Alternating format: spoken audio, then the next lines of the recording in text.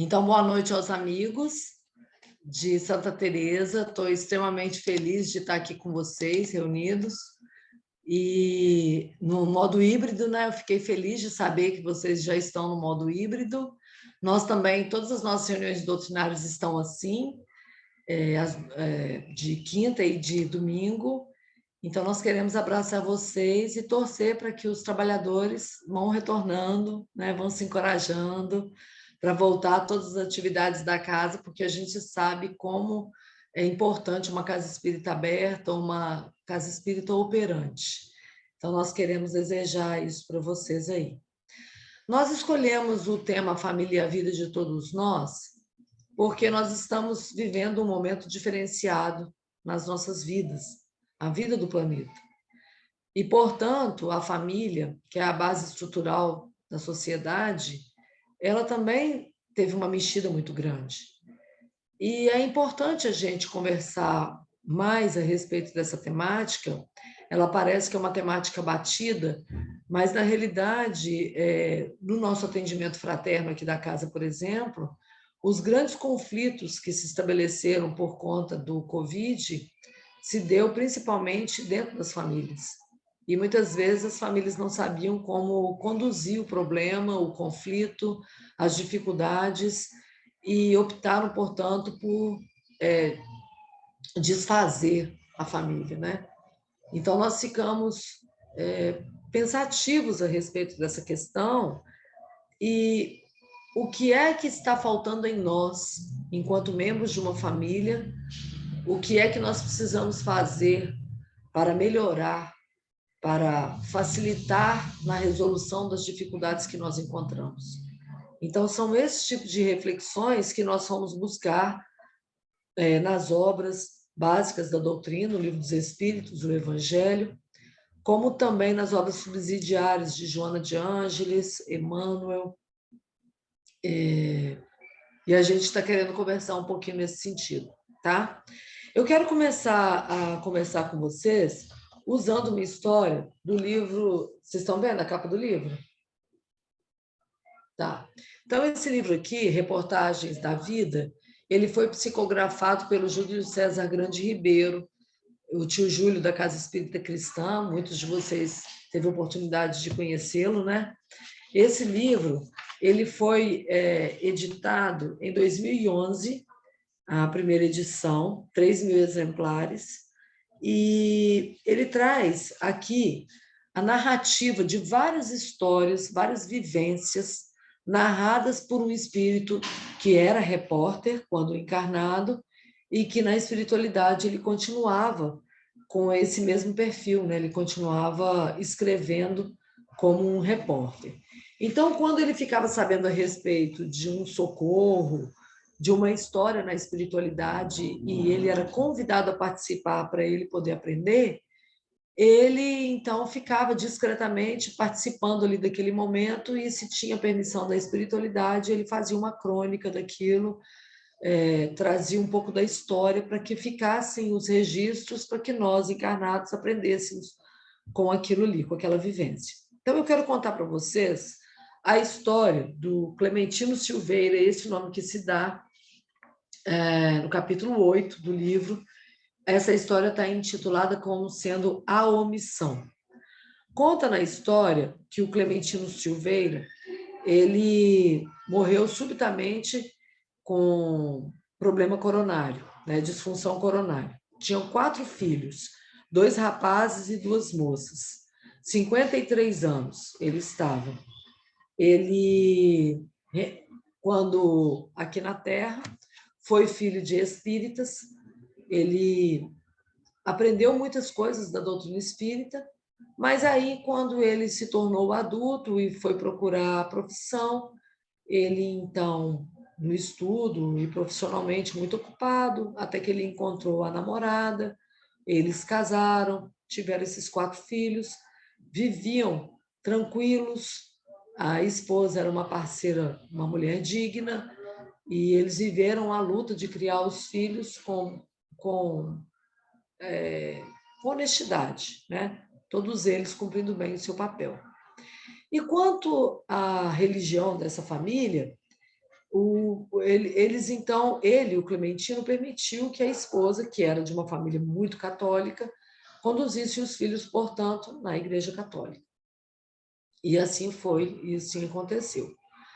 Ocorre que ele nunca ensinou a respeito de nada sobre a vida espiritual para a família. E então, quando ele é acometido da desencarnação, aos 53 anos de idade, ele tinha lucidez do que tinha acontecido com ele, ele sabia que existia a vida após a morte. E aí a gente fica pensando assim, um indivíduo com o conhecimento que ele tinha, com uma vida honesta, trabalhador, encaminhou bem os filhos, vivia bem com a esposa, e etc., o que a gente pensa a respeito desse sujeito quando chega no plano espiritual? Ele está tranquilo, né? Ele vai entender que ele desencarnou, vai se adaptar à vida espiritual e vai prosseguir a vida dele normalmente. Claro que sentindo saudade, sentindo falta, né, do amor, o carinho da família, etc., que é muito natural, mas vai conduzir a vida dele normalmente. Não foi o que aconteceu. Ele entrou num processo de perturbação mental muito grande, simplesmente pelo fato dele não ter informado sequer para a família que a vida continuava. Ele teve toda a chance de ensinar para sua família a respeito da lei de justiça, a respeito da reencarnação, todas essas questões que fazem a diferença para nós respondermos as perguntas-chave da vida, né? De onde eu vim, para onde eu vou, e as outras questões que a gente sabe que as pessoas que não têm conhecimento da doutrina espírita têm muita dificuldade de compreender a justiça divina. Ele, então, não ensinou absolutamente nada sobre isso, nem para a esposa e nem para os seus filhos. E quando na espiritualidade ele começa a sofrer todo esse processo de perturbação, vem então a espiritualidade amiga, favorecendo na tranquilidade dele. Eles então planejaram visitar a família e tentar auxiliar da maneira que pudesse. Então eles tomaram conhecimento que a esposa enlouqueceu com a falta do apoio do marido, ela estava internada num hospício, a filha mais velha tinha sido engravidada e abandonada pelo namorado, o filho, um dos filhos, estava mexendo com droga, e a que tinha maior lucidez era a caçulinha, a menina caçula. E então, por indução, os espíritos amigos, que estavam ali tentando ajudar no caso, fizeram com que a menina contasse a história, a dor, o sofrimento após o desencarne do pai para uma amiga de escola que frequentava uma casa espírita.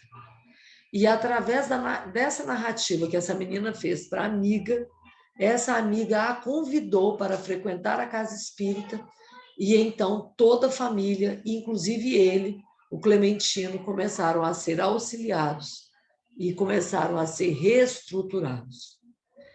Então, meus irmãos, a gente fica se perguntando a respeito do que nós temos feito, né, o nosso papel.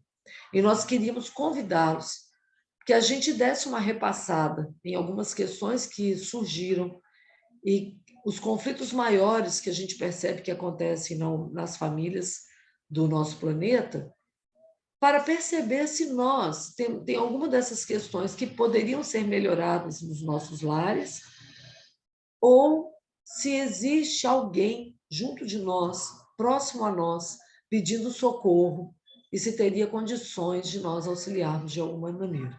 Então, é nesse sentido que a gente queria trazer o tema em questão.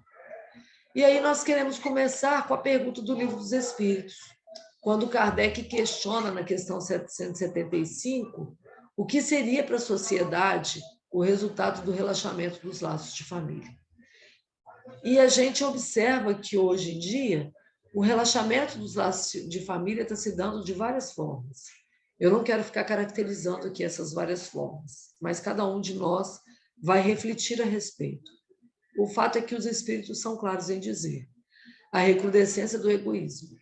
Uma família, então, que não é um lar, uma família que relaxa os seus compromissos, uma família que é dissolvida, que não cumpre com a sua responsabilidade, acontece a recrudescência do egoísmo. O que é a recrudescência do egoísmo?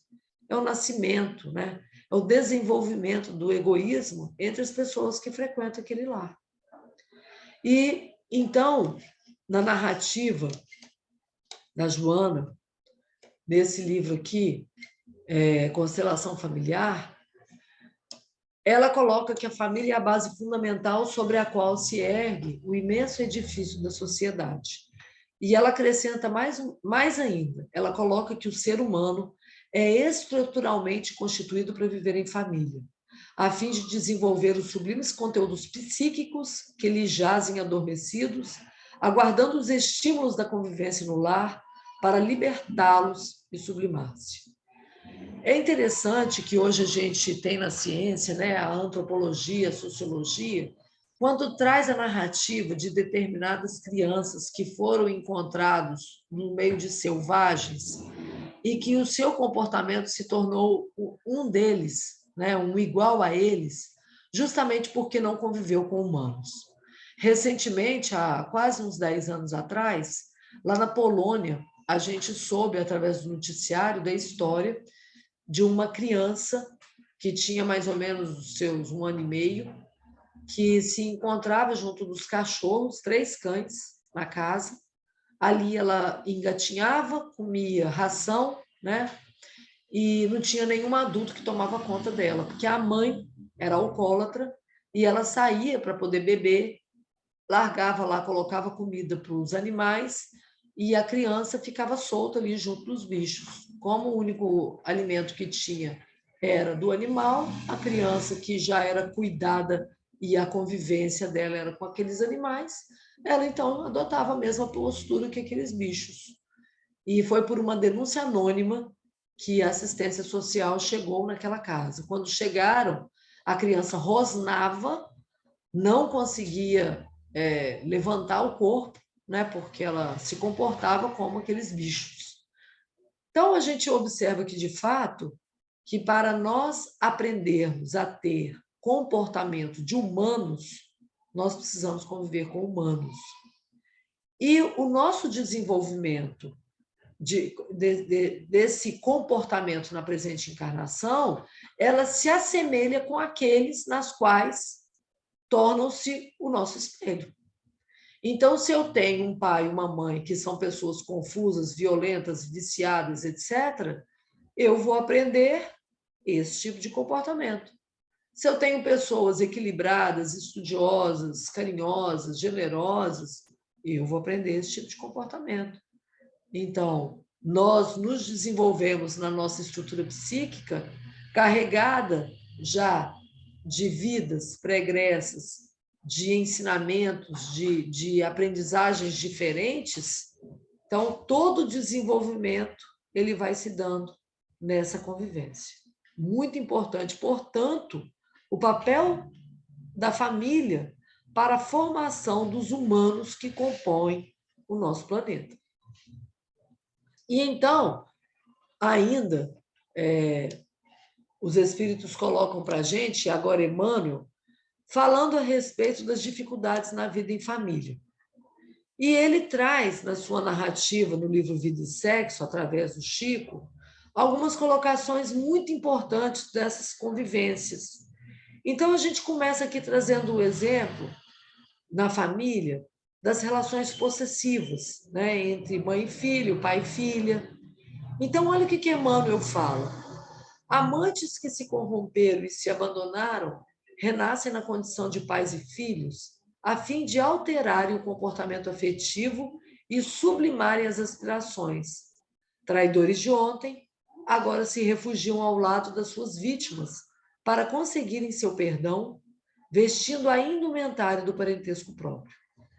Então, quando a gente observa, às vezes, um pai que tem muitos ciúmes da filha, ou então uma filha que tem uma perturbação sexual muito grande, às vezes ela nasceu naquele lar exatamente porque ela foi desregrada por aqueles que hoje têm a obrigação de educá-la. A história da mãe que interfere na vida do filho, na escolha das namoradas, na permissão das relações, na formação de família do filho, Por que se dá, talvez, essa possessão, né? Essa forma de tratar as pessoas nas quais o filho, que já se tornou um adulto, que está na hora de constituir, de procurar constituir a sua própria família, ter as suas próprias responsabilidades, por que dos pais se apossarem desse indivíduo e não permitirem que ele cresça, né? Que ele saia de casa e vá constituir a sua própria família? Por detrás disso, com certeza, existe alguma história desse tipo. Continuando, a respeito dos irmãos, que entre eles existem dificuldades, Emmanuel coloca que são inimigos que se atiraram em duelos políticos, religiosos, afetivos, ferindo-se, matando-se, retornam na consanguinidade, a fim de superarem as antipatias que remanescem.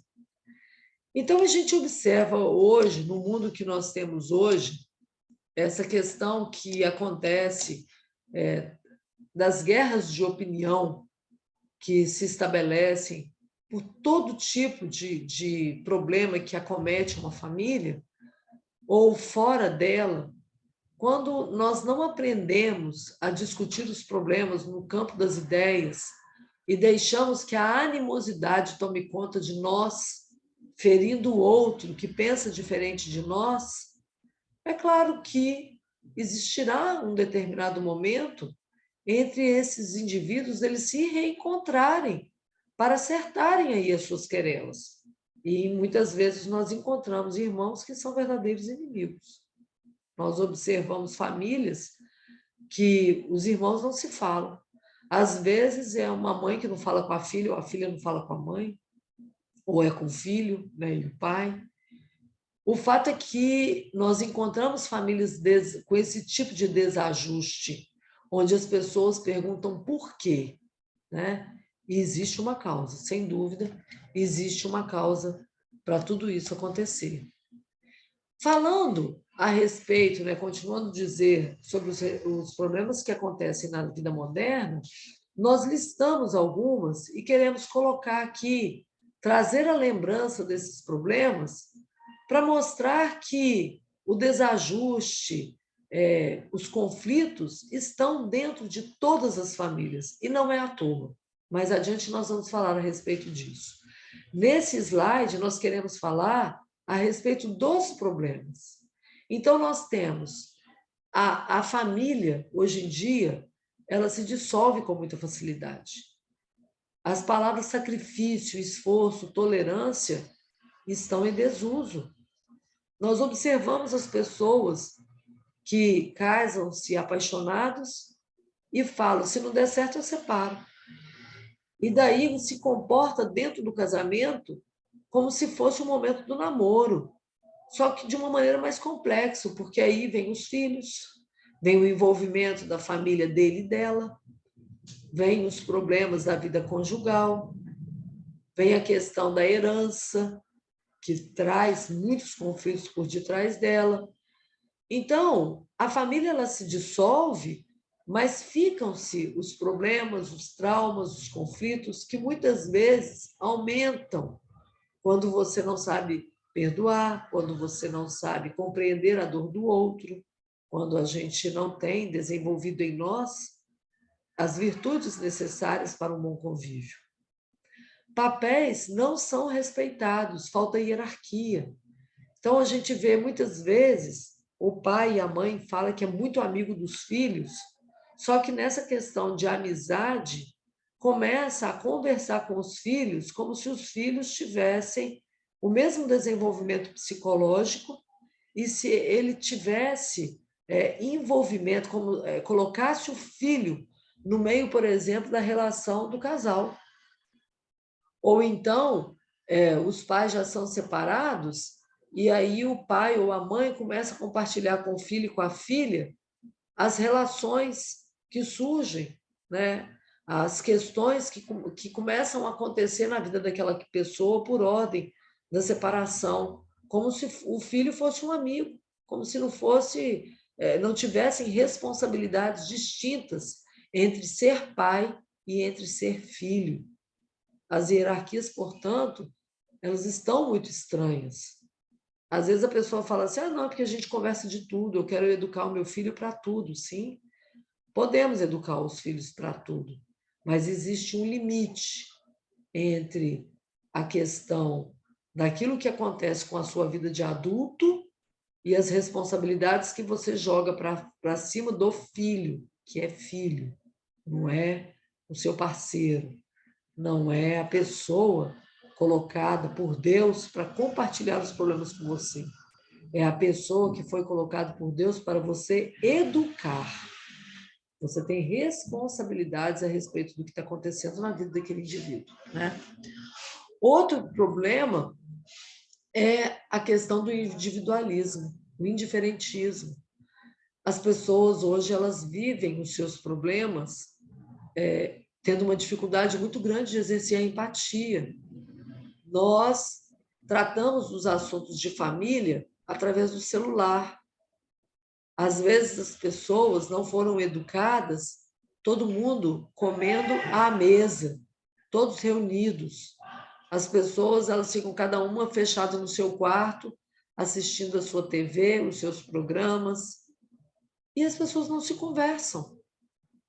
Às vezes você fala, não, porque eu tenho muitas obrigações, né? O pai e a mãe precisam trabalhar muito para poder dar conta de educar, de pagar os cursos dos filhos para encaminhá-los bem, mas nós nos esquecemos que a maior responsabilidade que temos é exatamente a educação dos filhos, como os Espíritos colocam lá no Livro dos Espíritos. A responsabilidade dos pais é que eles são incumbidos de educar os filhos. E aí eu queria trazer uma outra história para vocês, que está aqui nesse livro, tratado aqui, uma narrativa do repórter. Conta-se que, na lição número 9, deixa eu ver se é número 9 mesmo,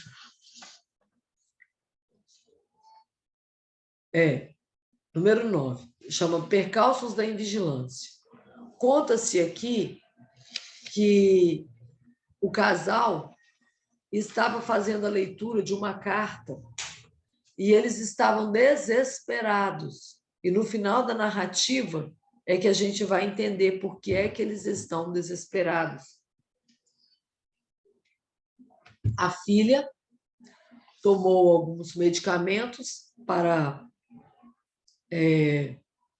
acabar com a própria vida e os pais, então, foram socorrê-la e estavam desesperados aguardando a informação dos médicos. O fato é que a carta que a filha deixou era uma carta muito forte, muito pesada. O casal era um casal que frequentava a casa espírita, eram trabalhadores da casa espírita, ele e ela trabalhavam fora, e aí a menina começa a trazer uma narrativa para os pais, dizendo que há muito tempo ela vinha tentando estabelecer um diálogo com os pais, mas ela não conseguia. Porque os passeios, quando a família ficava junto, por exemplo, eles iam para a praia juntos, mas aí o pai e a mãe convidavam os amigos, então não era um momento para estar a família reunida. Então a menina não encontrava espaço na agenda dos pais para poder dialogar com os pais.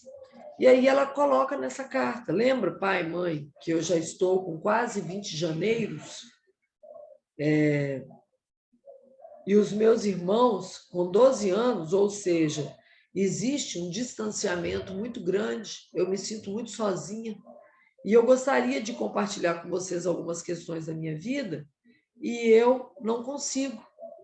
Então, o que aconteceu? Essa menina, ela foi criada pela babá, que era muito carinhosa, mas ela começou a caminhar muito cedo, dando os próprios passos para buscar ser aceita, ser acolhida, encontrar esse acolhimento de alguma forma. E foi entre os amigos que ela encontrou esse acolhimento, porque com os pais eles nunca tinham tempo.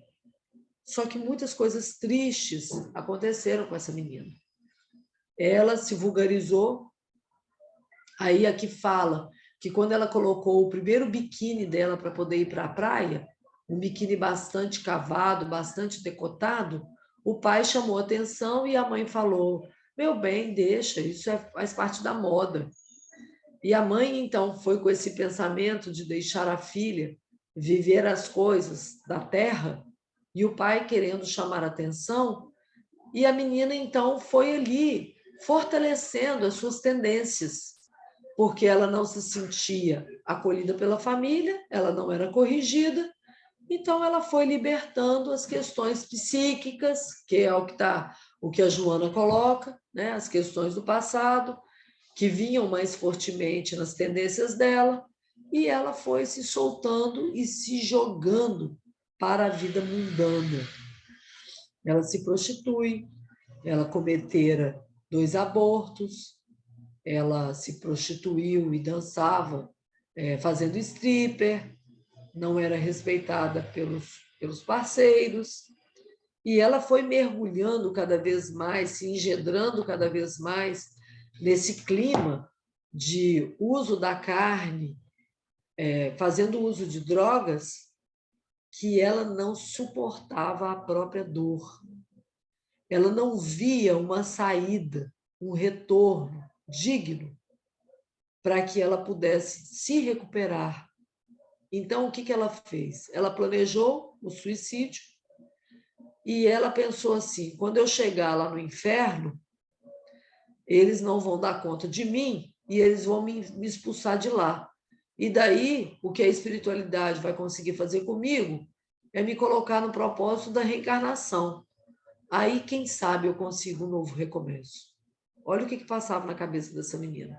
Porque ela tinha conhecimentos da doutrina espírita, ela frequentava a juventude, ela foi criada na evangelização e ela frequentava a juventude, muito mais faltava do que participava das aulas, porque como ela começou a lidar com um grupo de amigos que tinham os pensamentos distorcidos, então ela começou a se envolver com essa turma e ela começou a colocar: vou estudar para o vestibular, justamente na hora da juventude.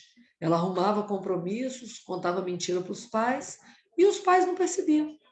Os pais percebiam os amigos que estavam com dificuldades, precisavam de socorro lá na casa espírita, mas dentro de casa, a filha, quando cometia o aborto, tinha lá palidez, anemia, o pai e a mãe não conseguiam perceber na filha, né, que ela estava debilitada fisicamente, inclusive.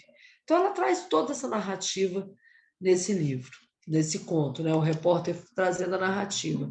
E o final, graças a Deus, é um final de recomeço, porque eles estão lendo e relendo essa carta quando o médico sai, né, do seu atendimento e vai dar notícia para os pais que, felizmente, a lavagem estomacal ali para tirar os resíduos do medicamento do suicídio tinha funcionado e a filha estava fora de perigo. Ou seja, seria um recomeço para todos eles, né? Felizmente não acabou aí na desencarnação dessa menina. E aí, meus irmãos, a gente fica pensando nessa questão do individualismo, né? Muitas vezes o indiferentismo. Nós temos as nossas obrigações, nós temos uma vida correta, nós damos bom exemplo, nós ensinamos o caminho, mas às vezes tem alguma coisinha que fica e a gente não compreendendo de fato quais são as tendências, né, do passado, daquele espírito que reencarnou ali junto de nós, a gente chega a não acreditar, né, em determinadas narrativas. Nós temos um caso aqui na casa do atendimento fraterno, onde a menina cresceu na evangelização, pais seguros, trabalhadores, carinhosos. A menina hoje já teve várias tentativas de suicídio e os pais precisam interná-la para que ela não atente contra a própria vida, porque agora também ela está com determinados conflitos a respeito da sua sexualidade, que é uma outra temática também bastante complexa, que as famílias não têm conversado a respeito, e é muito importante que se converse com os filhos a respeito, porque essa questão da ideologia de gênero tem causado na cabeça das crianças e dos jovens um desconforto muito grande, numa perda de identidade muito grande. E se nós não abordarmos com segurança o ponto de vista da doutrina espírita para essas crianças, para esses jovens, eles estão se perdendo. Eu sou professora de cursos profissionalizantes e eu trabalho em muitos projetos de profissionalização, primeiro emprego, a oportunidade do primeiro emprego para esses jovens, e eles falam abertamente cada coisa que é de levantar os nossos cabelos. Como eu gosto de dialogar muito, um dia eles estavam contando a respeito de uma festa, entre eles, antes de começar o horário da aula, aí é os amigos que se reencontram e começam a contar o que eles fizeram no final de semana. E eu, de orelha em pé, para poder aprender com eles, né? O que eles estão fazendo, o que eles falam. Aí um contou para o outro assim, falando, porque fulano de tal pegou não sei quem, que ficou com não sei quem lá, porque aquele fulano ficou com duas, e que ficou com três, e que beijou uma, e que beijou a outra depois, e contando essa coisa que eles fazem, né, da pegação. Aí daqui pelas tantas eles viram e falam assim, porque a fulana, que não pegou ninguém, pegou a própria colega. Eu falei, como? Volta aí e me conta, o que é isso aí? A gente já acha um absurdo essa questão da pegação, né? Uma relação sem compromisso, fazendo uso lá dos instintos animalescos mesmo, porque parece um monte de bicho quando fala que fulano que pegou não sei quem, que ficou, parece que é um monte de bicho mesmo no cio. Aí daqui a pouco, quando fala, fulana que não pegou ninguém, ficou com a própria colega, aí eu falei assim, mas era gay? Homossexual? Não, professora. É assim, nas nossas festas. A pessoa que não dá conta de ficar com ninguém do sexo oposto, né, quando não é gay, fica entre eles. Não é gay, não, isso é normal. Eu falei assim, normal? Então, meus irmãos, eu não sei o que está acontecendo com os nossos jovens, né? Então, a gente precisa procurar saber o que está acontecendo, porque numa essa menina, por exemplo, que foi criada dentro da evangelização aqui da nossa casa, ela está num processo de obsessão. Ao mesmo tempo, ela está com conflitos a respeito da sua sexualidade, e isso tudo trouxe a questão do suicídio para essa menina, na sua pré-juventude. E a gente tem casos na evangelização aqui de crianças que falam em suicídio, porque tirou nota ruim na escola, porque é gordinho, porque tem um cabelo esquisito, porque é muito tímido, porque não se adere ao grupo de colegas da escola. Então, é muita coisa que está acontecendo de perturbação na cabeça das nossas crianças, dos nossos jovens, que a gente precisa ficar atento. No livro, No Rumo ao Mundo de Regeneração, Manuel Filomeno de Miranda, através do Divaldo, ele coloca que nós estamos vivendo o período mais crítico da transformação para um mundo de regeneração. Mais crítico. E a gente observa que as famílias estão sendo atacadas com problemas de toda ordem. Toda ordem. As casas espíritas estão sendo atacadas. Os grupos religiosos estão sendo atacados. O momento político que nós estamos passando também, né? A questão das guerras. Se a gente for parar para pensar as catástrofes, né? Os flagelos com o Covid, tudo isso que envolve o nosso planeta é uma tentativa de dar uma sacudida em nós que estamos encarnados e que nos comprometemos no momento da nossa encarnação. Mas nós estamos sendo testados a respeito da nossa fé. Então, vamos continuar aqui dentro da família. O culto excessivo ao prazer e ao sucesso pessoal, nós trouxemos os dois, né? Trazendo a história dessa moça. O descuido com a educação dos filhos. Aí a gente fica pensando, né? Os valores éticos, morais e espirituais. Se nós pensarmos em Jesus, que é a nossa base do nosso conhecimento moral, Jesus, do ponto de vista do mundo material, é um homem desprezível pelos grandes empresários, né? Pelas pessoas que estão na mídia por conta do sucesso material. É uma pessoa que não é valorizada. E, no entanto, será que nós somos firmes na educação, né, da nossa família, trazendo os valores do cristianismo de uma maneira elevada, porque até mesmo a tentativa de destruir os valores morais da família, querendo ridicularizar Jesus, a gente vê muitos autores aí que colocam na mídia histórias equivocadas a respeito de Jesus, né? O envolvimento de Jesus com Madalena, como se tivesse algo de sensual entre os dois. Então, muitas coisas equivocadas estão acontecendo. E eu quero lembrar também para vocês uma história narrada aqui nesse mesmo livro, se não me engano, a última história, que traz o repórter, ele descobre nos arquivos da espiritualidade uma narrativa de uma reunião que aconteceu lá nas trevas, né, uma assembleia de espíritos inferiores que queriam destruir as famílias espíritas, porque as famílias espíritas, elas traziam no seu contexto uma estrutura estabelecida, né? Os espíritos, por terem um conhecimento ampliado, eles tinham as suas famílias mais bem estruturadas. Então, eles estavam planejando, de alguma forma, destruir as famílias. E uma das formas que eles encontraram e eles começaram a trabalhar, essa reunião aconteceu em 1972 na espiritualidade, foi destruir pela chaminé. Nós vamos entrar pela chaminé, era a ideia deles.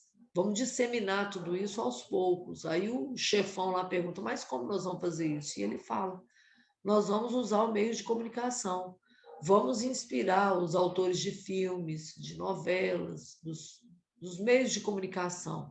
E olha que nessa época não existiam as séries, não existia a internet, não existiam esses meios de comunicação pesados como tem hoje. Então, quer dizer, isso foi um programa, uma programação da espiritualidade lá em 1972, que até hoje a gente vê e vê isso se ampliando de uma maneira perniciosa quando a gente vê a mídia só trazendo questões destrutivas para as nossas famílias, né? A gente espreme e não sai nenhum conteúdo relevante que traga uma elevação espiritual, uma elevação com os nossos melhores sentimentos. Muito pelo contrário, são notícias, são programas que fomentam o medo, o desequilíbrio mental das pessoas, né?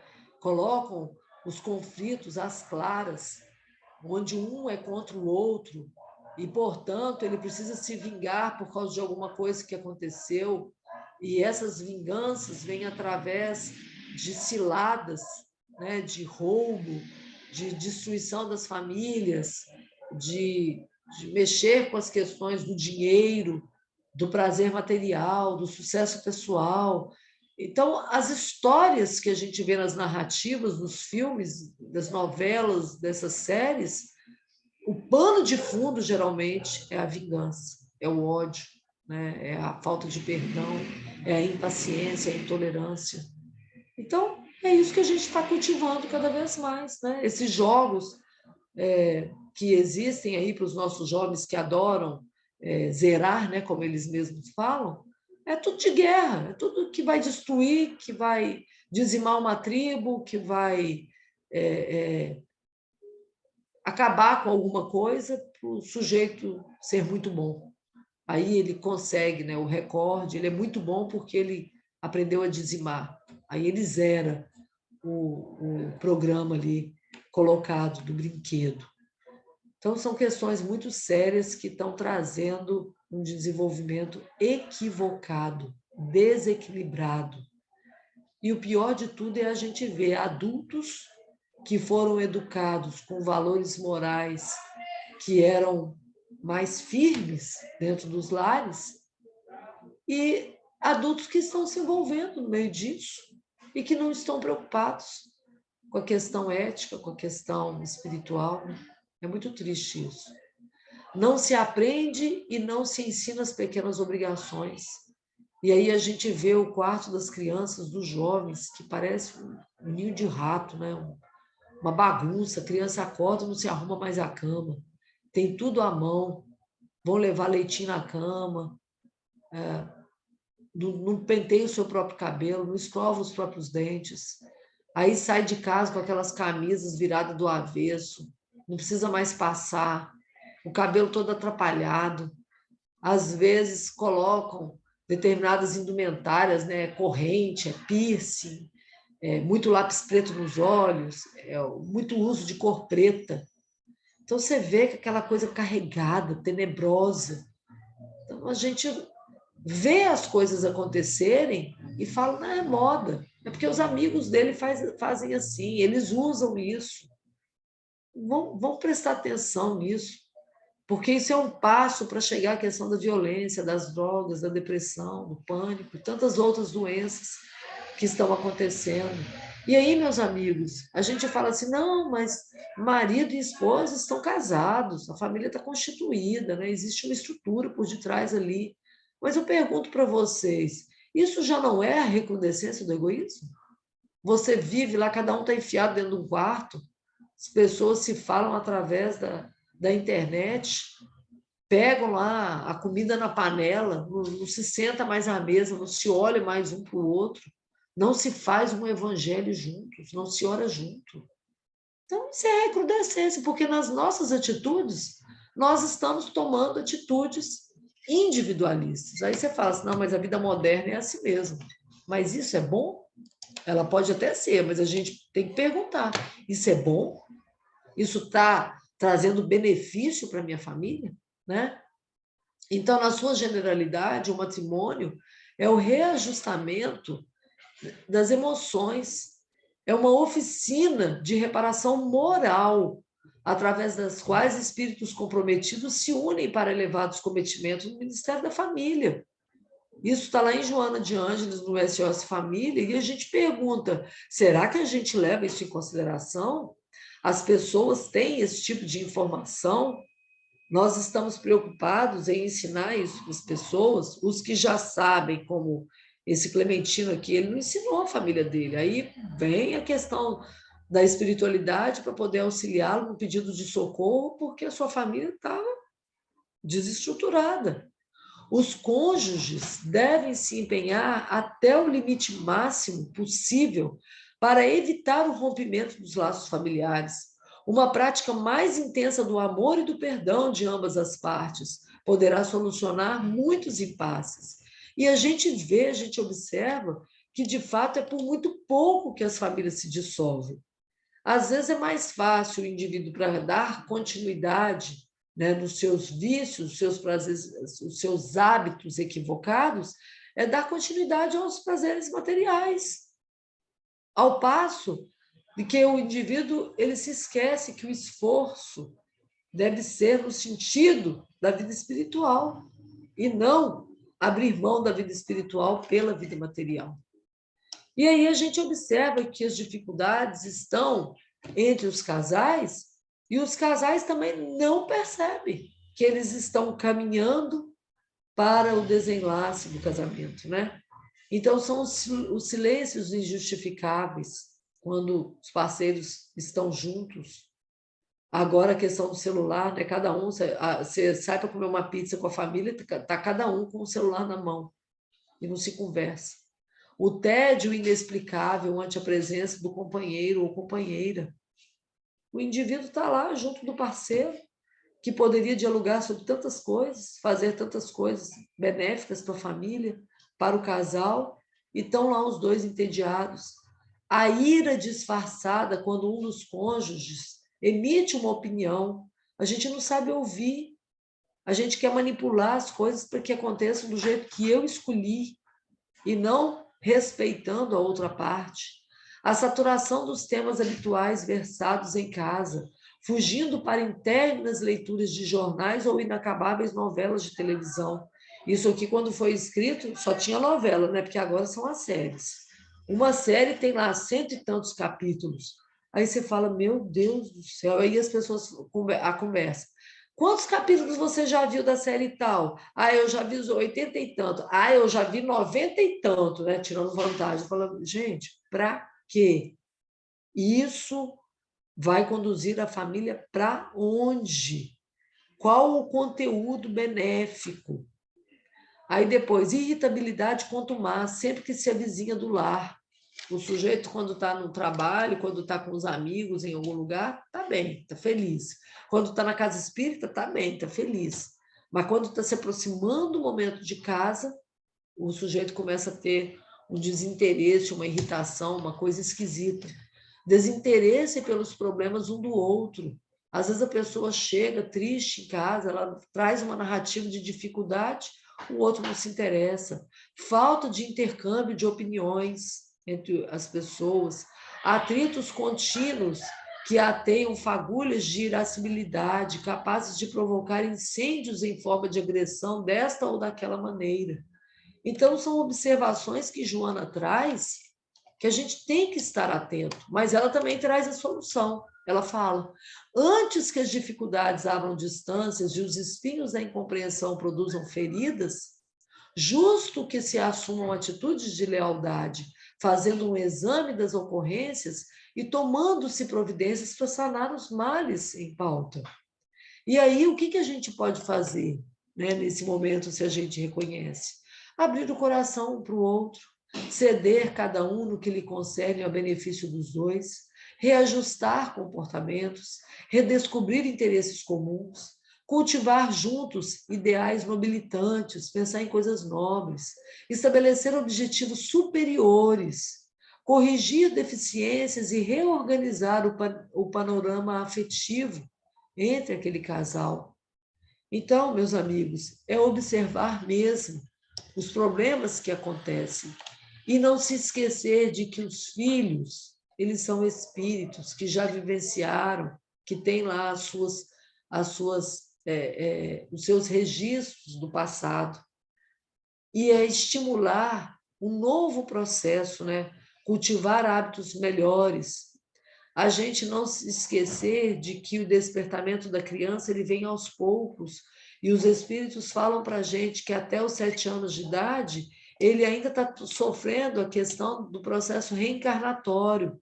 Portanto, é mais fácil de imprimir novos conhecimentos, novos hábitos, novos comportamentos. Então, se a gente percebe que a nossa criança ela é agressiva, ela gosta de responder, ela tem uma tendência de trazer objetos da escola dos outros coleguinhas. Então, a criança já vai dando sinais, ela é desobediente. Vamos colocar nessa criança novos hábitos, educá-la no sentido exemplificando, porque os pais também, não adianta o pai falar assim, não pode contar mentira e depois o telefone toca, manda dizer que não está em casa. É incoerente. Então, nós precisamos, assim como Jesus, ser coerentes. As leis divinas, as leis naturais se estabeleceram para a humanidade porque Jesus não ficou com blá, blá, blá. Jesus realizou tudo aquilo que era importante realizar, para que nós aprendêssemos. E nós temos aqui a colocação ainda, no Evangelho, de que o Pai, ele cria o Espírito, mas o Espírito não pertence àquele Pai. O Pai cede a carne, a genética, o conteúdo genético, mas o desenvolvimento ele precisa auxiliar aquele indivíduo para que ele progrida, porque o espírito não pertence ao pai e à mãe, o espírito pertence a Deus. Então, a responsabilidade dos pais é essa. Os filhos problemas são aqueles mesmos espíritos que prejudicamos, desfigurando-lhes o caráter e envenenando-lhes os sentimentos. E aí nós temos aqui no Consolador falando, a pergunta lá, o Instituto da Família é organizado no plano espiritual antes de projetar-se na Terra? E fala que geralmente sim, se o espírito tem a possibilidade de participar desse preparo, sim, mas sempre planejando, né, o encontro dessa família, no sentido de desenvolver o espírito de fraternidade, cada um auxiliando o outro, para melhorar, portanto, para enobrecer, portanto, os sentimentos inferiores, para que possa, então, se regenerar o convívio daquela família. Então, a gente precisa educar, A gente precisa pensar na composição da família com vistas a uma família futura, a família universal, né? Porque a gente sabe que o parentesco corporal, ele traz essa obrigatoriedade, mas existem os laços de família espirituais, que é quando encontram-se espíritos afins, que pensam em transformar o mundo para melhor, que têm sentimentos, pensamentos semelhantes. Então, existe todo um objetivo da formação da nossa família. A família que é corporal, que está junta-se aquilo que é necessário com aquilo que nós merecemos. Então, às vezes, a gente olha para a família do outro e acha que a família do outro é melhor que a nossa família. E eu vou, então, correr aqui com o slide para a gente comentar sobre o último slide, porque o nosso tempo avança e nós temos algumas questões aqui importantíssimas, né, do honrar pai e mãe, que é quando os filhos que foram bem conduzidos pelos seus pais, quando, na maioridade dos pais, é o filho que deve cuidar, né, que deve sempre honrar esse pai e essa mãe que deu toda a estrutura, que abrigou, que educou, que se esforçou, que renunciou por este filho. Na velhice, é hora dos filhos fazer isso pelos pais. E todo esse desenvolvimento que se dá na família é para nos auxiliar na família universal. Nós precisamos aprender a ampliar esse sentimento de fraternidade. E daí, então, nós queremos chegar aqui na importância do evangelho no lar. A família que pratica o evangelho no lar independe da religião, ela precisa cultuar o nome de Jesus dentro do lar para ser protegida, para ser amparada do assédio da vida material, o assédio daqueles irmãos que desejam a nossa derrota, o assédio daqueles que nós prejudicamos no passado.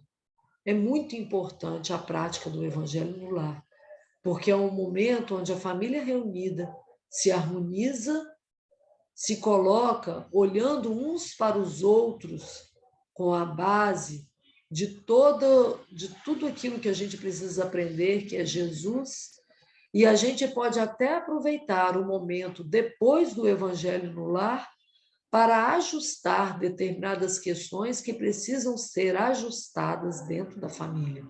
Não usar o momento do evangelho no lar. O evangelho no lar é para nós estudarmos a doutrina do Cristo, é para nós aprendermos um tanto mais, é para nós meditarmos, refletirmos a respeito daquelas palavras. Quando a gente encerra, faz a prece de encerramento do evangelho no lar, aí sim, quando nós estamos com os nossos sentimentos de animosidade mais assentados, nós temos condição de falar com mais tranquilidade, de ouvir com mais aceitação. E ali naquele momento preparado, naquele ambiente preparado, é possível a família dialogar e de se ajustar. E é dessa forma, meus irmãos, que eu gostaria de encerrar falando que na família, que é a base, é a célula base mesmo da sociedade, nós precisamos acertar os nossos desafetos e nos fortalecer nos nossos afetos, porque não existe dor maior do que a dor da gente ter que aceitar o sofrimento debaixo do próprio teto, seja lá como for o tipo de dor. Mas é porque dentro da família é o lugar mais propício para que os ajustes aconteçam. E que Jesus nos abençoe nos nossos bons propósitos e nos fortalecendo, portanto, nos nossos ímpetos positivos e nos esquecendo das dificuldades, né? Pensar que vai dar certo, que a dor vai passar, que as dificuldades vão passar, mas para isso é preciso que a gente se fortaleça no Evangelho de Jesus. Muito obrigada, meus irmãos.